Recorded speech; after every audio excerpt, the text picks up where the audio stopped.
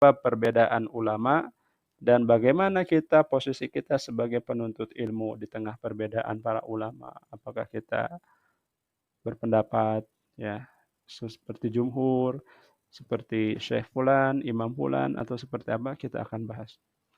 Nas'alullaha ayyanfa'a bihadzal muqarrar wa sallallahu wasallam ala nabiyyina Muhammad.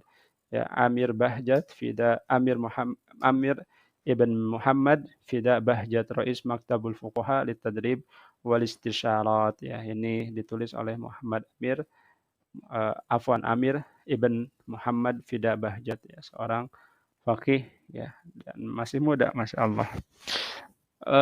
Selanjutnya langsung kita masuk ke pembahasan pertama. Mudah-mudahan kita bisa mengambil 2 tema, subtema. Yang pertama adalah fiqh. Di halaman ketiga, silakan teman-teman buka halaman ketiga. Al-fiqhu ya, ta'rifuhu. Fikih ya. Fikih itu apa definisinya? Di sini ada 3. Yang pertama secara bahasa. Huwa al-fahmu. Secara bahasa, fikih itu adalah pemahaman. Ya. Dan secara umumnya, ya, ilmu, ya, kata para ulama, min jihatil haqiqah huwal faham. Ya. Ilmu dari sisi hakikatnya adalah sebuah pemahaman.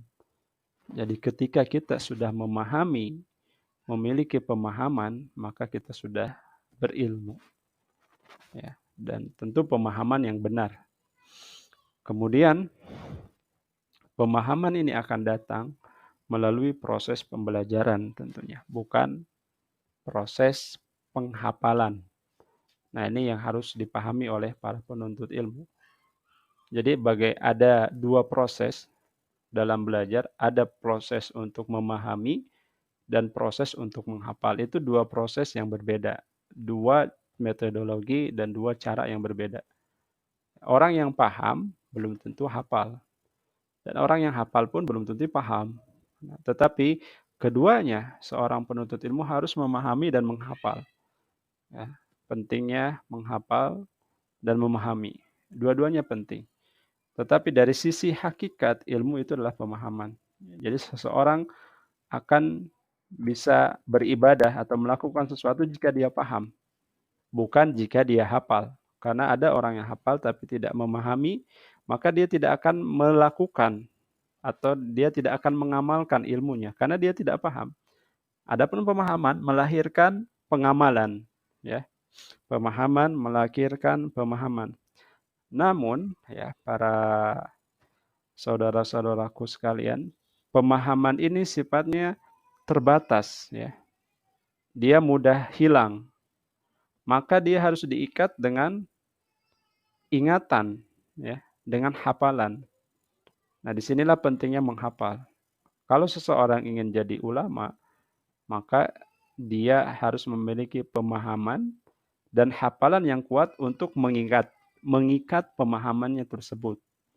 Makanya Syekh Shalih Al-Utsaimin pernah mengatakan, ta'alamna wa fahimna wa hafidna. Ya. Dulu kita pernah belajar. Kemudian wa fahimna, kita paham. Wa hafidna, dan kita hafal. Nah, ini yang jarang. Thalib zaman sekarang hanya belajar dan paham, kemudian lupa. Nah, kalau para ulama hafal. Jadi itu levelnya, belajar, paham, dan hafal. Kemudian kata Syekh Shalih Al-Utsaimin rahimahullah, "Dzahaba ma fahimna wa baqiya ma hafidna." Ya, kemudian setelah umur 40, banyak ulama mengatakan setelah umur 40 kejadian ini. Kemudian kata Syekh Shalih Al-Utsaimin, "Dzahaba ma fahimna." Hilang semua yang kita pahami. Wa baqiya ma hafidna, dan tetap bersama kita apa yang kita hafal. Ya, apa yang kita hafal. Jadi hafalan itu sebagai pengikat pemahaman. Kalau kita paham saja tanpa menghafal, hari ini kita paham, besok pemahaman itu masih ada. Sebulan berkurang. Setahun mungkin setengahnya. 2 tahun mungkin hanya sepertiganya. 5 tahun sudah hilang pemahaman tersebut. Nah, adapun masih ada hanya sisanya. Ketika kita diminta untuk menjelaskan, maka penjelasan kita akan cenderung panjang lebar, ya. Karena tidak ada sesuatu yang diingat, tidak ada jalan kembali. Ya. Itu seputar tentang pemahaman. Jadi pentingnya pemahaman dan hafalan harus dikaitkan. Dan ilmu fikih, fulan dikatakan faqih ketika dia memahami, ya. Faqih tu hadhil mas'alah. Dalam bahasa dikatakan saya sudah memahami. Faqih tu, ya. Faqih yafqahu, ya. Dia sudah memahami, itu dari sisi bahasa. Kemudian kaum muslimin yang dirahmati Allah Subhanahu wa taala, definisi yang kedua adalah definisi secara syar'i, ya, yaitu al-ilmu bil masailid din. Nah, kalau secara umum pemahaman apa saja mutlak, baik itu pemahaman ilmu agama atau pemahaman ilmu umum, maka dikatakan faqih. Al-fiqhu huwal fahmu, ya, paham. Secara bahasa misalkan contohnya ada seorang sudah paham teori fisika, maka dia boleh mengatakan fahimtu ilmal fizia, faqihtu ilmal fizia. Saya sudah paham ilmu fisika. Ya, boleh karena secara bahasa fikih itu adalah paham, ya. Muradif dari, ya, fahima yafhamu. Adapun secara ilmu syar'i sudah lebih menjurus, ya, sudah lebih menjurus. Secara bahasa umum, pemahaman pada umumnya, mau ilmu fikih, mau ilmu tafsir, ataupun ilmu matematika, ya, selama itu permasalahan dan dia memahaminya, maka boleh dikatakan faqih tu, saya sudah paham. Atau huwa fulan faqihun fi riyadiyah. Ya. Dia seseorang itu sudah paham dalam ilmu matematika, misalkan. Dikatakan faqih. Ya. Itu secara bahasa. Adapun secara syar'i, kaum muslimin, al-ilmu bimasailiddin. Ya. Secara syar'i adalah sebuah ilmu mengenai, ya, masalah-masalah agama. Ini sudah mulai khusus. Hanya berkaitan dengan masalah-masalah agama. Jadi ketika seseorang, ya, masalah agama banyak, baik ilmu-ilmu wasail, ya, ilmu-ilmu perantara seperti nahwu, bahasa Arab, balaghah, ya, dan lain sebagainya, atau ilmu ghoyah atau ilmu tujuan seperti misalkan akidah, ilmu hadis, ilmu tafsir, ya, itu adalah ilmu-ilmu tujuan. Ilmu alat atau ilmu wasilah, usul fiqh dan lain sebagainya, ataupun tadi ilmu nahwu, maka itu termasuk ke dalam tafakuh fiddin. Ya, ketika seseorang hadir belajar bahasa Arab, ya, meskipun bukan fikih, tapi dia belajar bahasa Arab, maka itu termasuk tafakuh fiddin secara syar'i. Ya, maka dia sudah mendapatkan kemuliaan-kemuliaan yang disebutkan oleh nas-nas syar'i. Ya, man salaka tariqan yaltabisu fi ilman sahalallahu lahu bihi tariqan ila jannah, misalkan. Dia menghadiri majlis balaghah, maka dia sudah mendapatkan majlis ilmu tafakuh fiddin meskipun bukan fikih. Dia menghadiri majlis akidah, dia menghadiri majlis usul fiqh, dia menghadiri majlis mustalah hadis, dia menghadiri majlis semua yang berkaitan dengan agama, sorof misalkan, bahkan sorof sekalipun. Maka itu termasuk dalam tafakuh fiddin, ya. Jadi di situ perbedaannya sudah mulai menyempit. Dan definisi yang ketiga adalah al-istilahi, ya. Definisi secara istilah. Nah, ini yang lebih sempit lagi. Apa itu fikih? Kata para ulama, al-ilmu bil ahkami syar'iyyah al-far'iyyah, ya. Ilmu yang berkaitan dengan hukum-hukum ilmu syar'i yang furu', yang bersifat far'iyah. Ya, ada ilmu usul, ya, bukan usul fiqh tapi ilmu usul seperti akidah, ya, akidah Islam.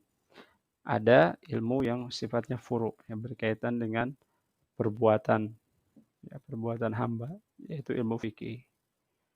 Nah, ini merupakan 3 definisi. Jadi semakin umum, khusus, dan lebih khusus lagi.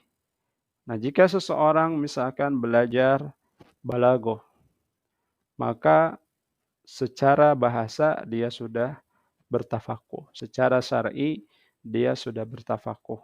Tetapi secara istilah dia belum bertafakuh karena balaghah bukan termasuk ilmu fikih. Ya, secara istilah. Atau yang kedua misalkan fulan belajar matematika. Ya, maka secara bahasa dia bertafakuh. Secara syar'i dia tidak bertafakuh fiddin, ya, tetapi dia hanya belajar ilmu dunia. Yang kemudian secara istilah apalagi. Nah, contoh ketiga, fulan belajar ilmu fikih dan usul fikih, maka dia sudah termasuk belajar tafakuh fiddin, ya. Belajar fikih, afwan, usul fikih tidak termasuk. Dia belajar fikih, maka dia sudah bertafakuh fiddin. Ya, jadi ini yang lebih khusus dan yang akan kita bahas. Kemudian sebelum kami lanjutkan ada permasalahan yang menarik, ya, ada sedikit uh, tentang keutamaan, atau nanti kita akan bahas, ya, di keutamaan ilmu fikih. Kemudian yang kedua, maudhu'uhu, ya, apa saja pembahasan ilmu fikih ini, cakupannya. Yang pertama atau disebutkan di sini af'alul ibad min haitsu ta'alluqi bi min haitsu ta'alluqil ahkami syar'iyyati biha. Ya, perbuatan-perbuatan hamba, ya, seorang hamba dari sisi hukum-hukum syar'i, ya, yang berkaitan dengannya. Jadi ilmu fikih berkaitan dengan perbuatan, ya, perbuatan hamba, ya, yang berkaitan dengannya. Ya, ilmu fikih sekali lagi adalah cakupannya, temanya yaitu mencakup semua perbuatan hamba yang, ya, memiliki kaitan dengan hukum Islam. Ya, hukum Islam apa saja sih yang berkaitan dengan perilaku hamba seseorang, ya, sederhananya seperti itu. Hukum Islam yang berkaitan dengan hamba, ya, seorang hamba. Yang berkaitan dengannya yaitu dengan hambanya. Nah, kemudian fadluhu, ya, fadluhu. Nah, ini fadluhu keutamaannya adalah memiliki keutamaan fadlul am li ilmi syar'i. Semua ilmu yang berbicara tentang keutamaan ilmu syar'i, maka ilmu fikih masuk di dalamnya. Ya, ilmu fikih misalkan masalah katorikon, yaltamisu fi ilman, seperti yang sudah saya bahaskan. Kemudian man aradallahu bi khairan yufaqihu fid din. Man aradallahu bihi khairan yufaqihu fid din. Barang siapa yang diinginkan kebaikan kepadanya, maka Allah akan pahamkan agama, diberikan ilmu fikih salah satunya. Itu banyak sekali nas-nas yang lain, ya. Kemudian ada satu permasalahan yang tadi ingin saya sebutkan, yaitu tentang keutamaan ilmu fikih, ya. Dari sisi apa? Sebagian ulama, sebagian orang, ya, bukan sebagian orang mengatakan ilmu akidah dan terus menerus kajian itu harus tentang akidah. Sebagian yang lagi fokus di ilmu yang lain, ilmu bahasa Arab, ilmu fikih, sebagian di ilmu Al-Quran, sebagian di ilmu hadis misalkan. Kemudian semua mendeklarasikan ilmunya yang paling baik atau yang paling utama. Lalu bagaimana posisi kita sebagai thalib, sebagai penuntut ilmu? Apa yang harus kita pelajari? Nah, para ulama, teman-teman yang dirahmati Allah Subhanahu wa taala, mengatakan, ya, di sini Imam Ahmad pernah menjawab, ya, ketika ada seorang anak kecil datang kepada Imam Ahmad, ya, anak kecil ini ingin belajar agama. Kata Imam Ahmad, ihfadzul Quran, ya, hafalkan Al-Quran terlebih dahulu. Kemudian datang lagi kepada Imam Ahmad seorang yang sudah besar, ya, sudah sinul balik, sudah balik. Kata Imam Ahmad, utlubul ilma, ya, tuntutlah ilmu. Jadi tidak dikatakan ihfadzul Quran, tapi tuntut ilmu dulu. Nah, di sini kata para ulama, ketika seorang anak kecil ingin menuntut ilmu, maka yang paling pertama adalah hafal Quran. Ya, dia harus hafalkan Quran terlebih dahulu, sambil dipahamkan, ya, materi-materi yang akidah, fikih dan sebagainya. Tetapi yang paling lebih awal adalah karena Al-Quran membutuhkan hafalan dan pemahaman, dan pada usia kecil sangat bagus untuk dihafalkan. Untuk usia menghafal, maka menghafal Quran terlebih dahulu. Kemudian ketika orang besar ya yang datang kepada Imam Ahmad, maka utlubul ilma, tuntutlah ilmu. Nah, pertanyaannya, ilmu apa saja yang harus kita kuasai? Atau apa yang paling utama harus kita kuasai? Nah, di sini akan kami jelaskan. Yang paling utama ya memiliki keutamaan secara mutlak ya. Karena kata para ulama, syarafil ilmi bisyarafil ma'lum. Keutamaan ilmu tergantung daripada apa yang dibahasnya, apa yang dia ketahuinya, apa yang dibahas. Ya. Yaitu tidak bukan adalah ilmu akidah, karena ilmu akidah berkaitan dengan Allah, ya, sifat-sifatnya, nama-namanya, ya, berkaitan dengan akidah. Maka keutamaan secara mutlak ilmu akidah ya, yang harus dikedepankan. Tetapi pertanyaannya, apakah kita hanya belajar akidah saja dan tidak belajar yang lain, bahasa Arab, fikih, tafsir? Lalu bagaimana keutamaannya di sisi apa? Nah, kata para ulama, min haitsu al-ihtiyajat al-ihtiyajat wa daruratihi ilmul fiqh ya. Dan ini dari sisi mutlak, keutamaan ilmu secara mutlak ya, secara tidak ada tandingannya itu akidah. Yang kedua, marhalah yang kedua, ilmu yang paling dibutuhkan manusia karena untuk beribadah, untuk kebutuhan dia sholat, wudu, bagaimana berzikir, puasa, haji adalah ilmu fikih. Jadi ilmu fikih menurut ulama datang di level kedua setelah ilmu akidah. Karena berkaitan dengan ibadah seseorang. Bagaimana dia akan menyembah Allah. Setelah dia mengetahui Allah, dia harus menyembahnya. Bagaimana dia harus sholat, harus puasa, harus zakat, haji. Ya. Dan dari sisi kebutuhannya, ilmu fikih memiliki ya kedudukan yang utama. Ini dari sisi kebutuhan, karena manusia pun seperti itu. Ya. Ketika kita duduk di majelis, mengajarkan hadis, mengajarkan tafsir, pertanyaan yang paling banyak ditanyakan oleh masyarakat adalah tentang hukum Islam, tentang fikih. Ustaz, bagaimana hukum wudu saya? Ustaz, bagaimana kalau istri saya haid? Ustaz, bagaimana hukum pernikahan saya? Ustaz, bagaimana warisan? Bagaimana hukumnya bekerja? Itu semuanya tentang fikih. Ya. Bahkan kalau mungkin boleh, seorang ulama pernah mengatakan hampir 90% pertanyaan masyarakat itulah tentang fikih. Antum mau kuliah di hadis, Al-Quran, kuliah usuluddin, kuliah apapun itu, pasti pertanyaan terbanyak dari manusia atau dari jamaah adalah berkaitan tentang fikih. Ya, itu dari sisi keutamaan kebutuhan manusia. Dari sisi seorang thalibul ilmi, ya, jika kita ingin bertafakuh, maka setelah kita mengetahui akidah dasar, fikih dasar, dari sisi thalibul ilmi yang paling utama adalah yang sudah balik ya, bukan anak kecil, ya, bukan yang masih belia. Tapi penuntut ilmu yang sudah balik adalah dia harus belajar bahasa Arab. Itu yang paling utama. Jadi dari sisi keutamaan secara umumnya akidah, dari sisi kebutuhan manusia ilmu fikih, dan dari sisi seorang thalibul ilmi dia harus mematangkan Al-Qur'an, mematangkan bahasa Arab. Ya. Kata seorang syekh pernah mengatakan, salah satu ilmu wasilah, ilmu alat yang paling penting adalah an-nahwu wa usulul fiqh. Ya, ilmu nahwu dan ilmu usul fiqh. Kenapa? Karena ilmu nahwu mizanul lisan, ya, timbangan lisan kita, ya. Dan ilmu usul fiqh adalah mizanul ahkam, timbangan hukum-hukum Islam. Ya, jadi kedua-duanya memiliki keutamaan. Nah, itu seputar keutamaan ilmu, ya.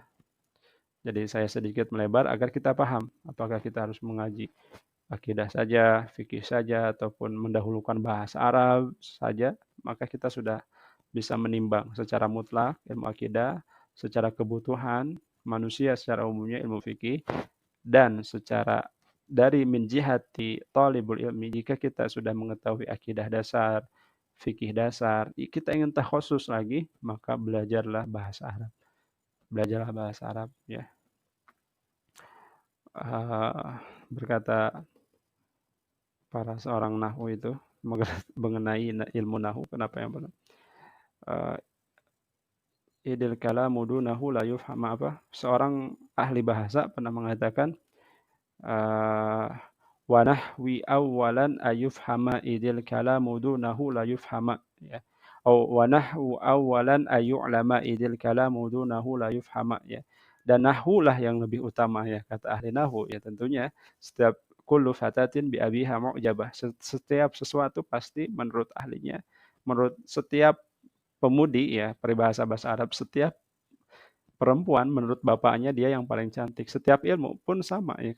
Seorang nahwi, ulama lughah pernah mengatakan, hendaklah kalian belajar nahwu terlebih dahulu karena tanpa nahwu kalian tidak akan memahami perkataan bahasa Arab ya. Man ihtada ila ilmin nahwi ila nahwi ihtada illa kulli fannin. Seorang ulama pernah mengatakan barang siapa yang dibukakan pintu nahwu maka dia akan bisa membuka pintu-pintu ilmu yang lainnya. Nah, itu seputar keutamaan ilmu bahasa Arab. Kemudian selanjutnya ke al-fadlul khas bi ilmil al-fiqh. Keutamaan fikih secara khusus. Qala Ibnul Jauzi ya, berkata Ibnul Jauzi, a'dhamu dalil ala fadilati syai' an-nazar ila samaratihi.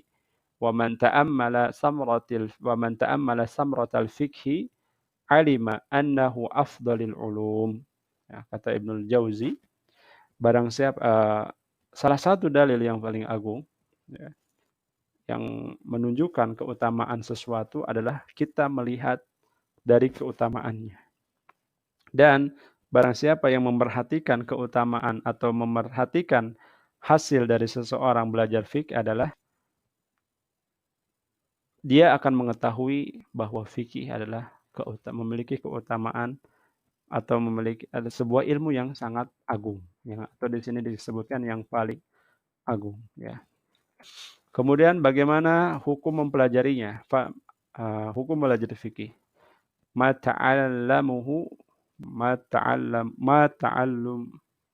ta'allamuhu fardu ain. Sesuatu yang dipelajarinya ma ta'allamahu fardun ain ya. Apa yang dipelajarinya merupakan fardu ain yaitu mempelajari hal-hal yang sifatnya daruriyah, yang sifatnya darurat ya. Yang harus diketahui cara berwudu, cara sholat, cara zakat, puasa itu semua harus mengetahui ilmu fikih secara dasar ya. Nah, nanti masalah dalil perbedaan nanti kita akan bahas di bab selanjutnya. Dan ada bagian yang di hukumnya fardu kifayah. Ya. Apa saja? Nah, kita akan bahas secara singkat di sini. Sesuatu yang dihukumi fardu ain adalah yang berkaitan dengan daruriyah, ilmu-ilmu yang darurat, berkaitan dengan sholat, zakat, puasa, haji, ya, tanpa khilaf tentunya. Nah, ini hukumnya fardu ain. Adapun sesuatu yang fardu kifayah ini berhubungan dengan hukum-hukum jinayat, qisas, al-had, muamalat, ya, dan lain sebagainya. Atau masalah faraid, ya, masalah khilaf dalam taharah dan lain sebagainya, maka ini hukumnya adalah fardu kifayah. Nah, jadi alhamdulillah karena waktu juga tidak memungkinkan untuk kita melanjutkan ke bab selanjutnya. Khawatir rekaman ini akan menjadi lebih panjang, maka kami cukupkan hanya 45 menit saja sesuai dengan jam pelajaran di waktu kuliah. Dan ini materi ini diambil atau diringkas dari Al-Faqih wal Mutafaqih ya. Sebuah kitab yang sangat bagus untuk teman-teman baca. Kalau tidak salah karangan dari Al-Khatib Al-Baghdadi, Al-Faqih wal Mutafaqih. Bagaimana metode kitab ini seputar saya belum pernah membaca juga, tapi alhamdulillah sudah pernah melihat dan membaca beberapa halaman ya. Bagaimana mengajarkan seorang untuk menjadi adab thalibul ilmi secara khusus ya untuk menjadi seorang faqih yang dikarang oleh seorang ulama Al-Khatib Al-Baghdadi ya. Mungkin itu saja yang bisa kami sampaikan. Jika ada pertanyaan atau diskusi bisa disampaikan lewat pesan pribadi atau di grup, kita sama-sama belajar. Cukup dari kami. Subhanakallahumma wa bihamdika asyhadu an la ilaha illa anta astaghfiruka wa atubu ilaik. Assalamualaikum warahmatullahi wabarakatuh.